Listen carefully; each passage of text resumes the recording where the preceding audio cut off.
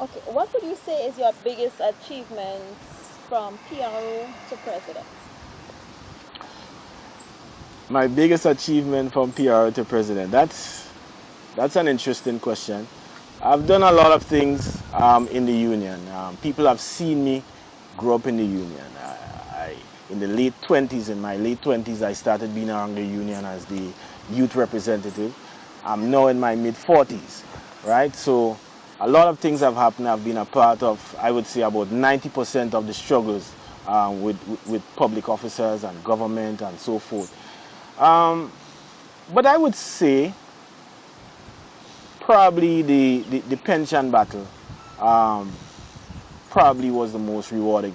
And by that I mean the length of time it took. Basically, 38 years, 40 years, going on 40 years, 4 decades, people were struggling. And I saw, as a union representative, people crying at times in meetings and so forth, and people going home in poverty. And it touched me and it moved me. And to see on the 29th of March, I was basically a fairly new president. That's my first AGM. I had the privilege of reading out the judgment that said, the Pension Disqualification Act was struck down by the high courts in Grenada. And it's something that, filled me with pride and satisfaction to know I was part of the journey in making that happen within the public service. Along the way, there have been a lot of other little victories, and strangely enough, I take a lot of, for lack of a better word, pride in working with lower paid workers. I want to see them elevate. I'm talking about people like daycare workers, um, cleaners, housekeepers, maintenance men, and things of that ilk. Those workers, for example, let me give you an example. Uh, in 2021, I believe, some daycare workers approached the union and they were saying, listen, we need some assistance.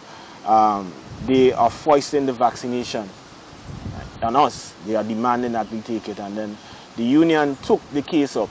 And what I was so pleasantly surprised about is the unity of those workers, even though they were in the low income bracket, right? The unity of the workers, how articulate they are, how much value they have for themselves, right? And eventually, the union was victorious in ensuring that they had a choice whether or not they would take the vaccine in the public service. In fact, our union was the first union to say outright, we do not believe in mandatory vaccination, and we put out an official statement to say so. There was no controversy. And that stemmed from me as president believing in the value of choice, people's constitutional rights. And I use my position, my leadership position, to espouse that. And I also use that position to assist those who are traditionally in a position where they are, disenfranchised or just have to say yes to things they normally do not want, right? So as small as it is, instances like that makes me feel very, very rewarded in being a trade unionist in this country.